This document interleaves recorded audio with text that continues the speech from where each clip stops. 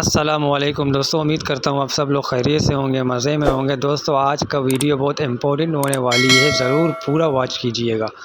آپ صلی اللہ علیہ وسلم فرما رہے تھے کہ تمام اعمال کا دار و مدار نیت پر ہے، اور ہر عمل کا نتیجہ ہر انسان کو اس کی نیت کے مطابق ہی ملے گا۔ پس جس کی ہجرت ترک وطن دولت دنیا حاصل کرنے کے لیے ہو، یا کسی عورت سے شادی کی غرض سے ہو، پس اس کی ہجرت ان ہی چیزوں کے لیے ہوگی جن کے حاصل کرنے کی نیت سے اس نے ہجرت کی ہے۔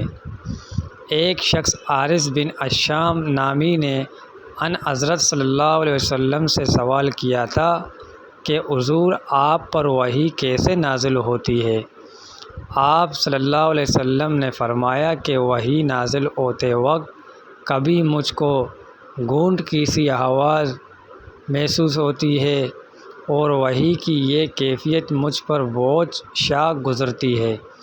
جب یہ کیفیت ختم ہوتی ہے تو میرے دل و دماغ پر اس فرشتے کے ذریعے نازل شدہ وحی محفوظ ہو جاتی ہے، اور کسی وقت ایسا ہوتا ہے کہ فرشتہ بشکل انسان میرے پاس آتا ہے اور مجھ سے کلام کرتا ہے، پس میں اس کا کہا ہوا یاد رکھ لیتا ہوں۔